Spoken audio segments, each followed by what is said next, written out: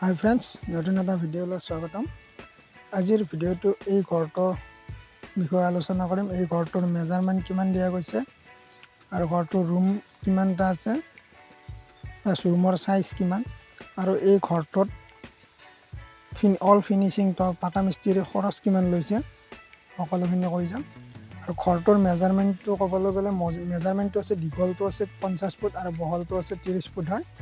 আৰু এই ঘৰটোত 4টা ৰুম হয়, প্লাছ কিটচেন, লেট্ৰিন, বাথৰুম, আৰু মাজত আছে কৰিডৰ এটা বহল সাইজৰ কৰিডৰ দিয়া গৈছে। এইটো কৰিডৰৰ এইটো ষ্টেপ হয়, এইখন গ্ৰিলৰ দৰ্জা লগোৱা আছে, প্লাছ চেৰিৰ ষ্টেপ দিয়া আছে। এইটো হৈছে কৰিডৰ, আৰু পিছ চাইডত 2টা ৰুম, বেডৰুম, আৰু আগ চাইডত এটা ড্ৰয়িং ৰুম, এটা বেডৰুম হয়। এনেকুৱা চাইডত আৰু চাইজত 10x15 কিটচেন এটা আছে চাইডত।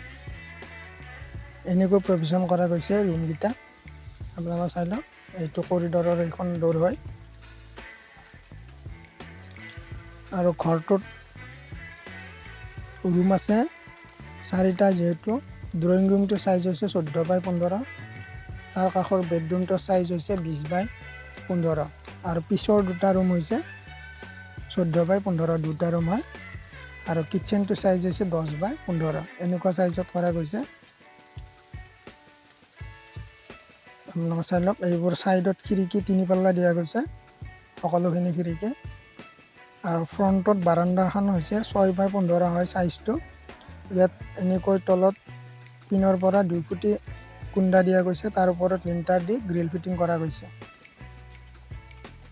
আপোনালোকে চাই লওক গ্ৰিলৰ ডিজাইনটো। আৰু চেৰিৰ ওপৰত এনেকৈ এখন চাট দিয়া গৈছে, আৰু চাটৰ এই পোজবোৰৰ চাইজ হৈছে 6x6 হয়। আৰু চেৰিৰ ষ্টেপ দিয়া গৈছে 5টা। চেৰিবোৰ বাৰাণ্ডাত এনেকৈ টাইলছ লগোৱা হৈছে, চাইডত স্কেটিঙত টাইলছ দিয়া গৈছে, এনেকুৱা টাইপত। আপোনালোকৰ ডিজাইনটো কেনেকুৱা লাগিছে জনাব। প্লাছ এনেকুৱা টাইপত আপোনালোকে প্লেনিং কৰিব পাৰে, মাজত কৰিডৰ দি পথালিকৈ। আৰু এই ঘৰটোৰ তলৰ পৰা ওপৰলৈ পাকা মিস্ত্ৰী ফিনিচিং কিমান খৰচ গৈছে। এই ঘৰটোত যিহেতু স্কুৱেৰ ফুট আছে 1500 স্কুৱেৰ ফুট হয়, আৰু ঘৰটোত 120 টকাকৈ স্কুৱেৰ ফুট লৈছে ফিনিচিং হয়। তাত গৈছে 1,80,000 টকা পাকা মিস্ত্ৰী খৰচ। আৰু এনেকুৱা এইটো ফ্ৰণ্ট চাইডৰ ডিজাইনটো চাই লওক, আপোনালোকৰ টপৰ ডিজাইন এইটো হয়। আৰু এই বেডৰুমটোৰ ফ্ৰণ্টত এনেকৈ 5 পাল্লা খিৰিকী দিয়া গৈছে, খিৰিকীৰ ওপৰত এনেকৈ ভেণ্টিলেশ্যনৰ ডিজাইন ৰখা গৈছে। খিৰিকী ডিজাইন মতে ভেণ্টিলেশ্যনৰ ডিজাইনটো এনেকুৱা ৰখা গৈছে। আপুনি চাই লওক কেনেকুৱা লাগিছে। এনেকুৱা টাইপত ফ্ৰণ্ট ডিজাইন কৰিব বিচাৰিলে কৰিব পাৰে আপোনালোকে। আৰু কালাৰটো কেনেকুৱা লাগিছে আপোনালোকে জনাব। ঘৰটো এবাৰ চাই লওক।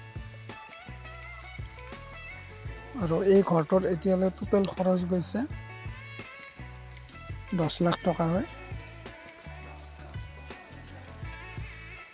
আজিৰ ভিডিঅ'টো ইমানে। নেক্সট ভিডিঅ'ত পুনৰ লগ পাম। ধন্যবাদ।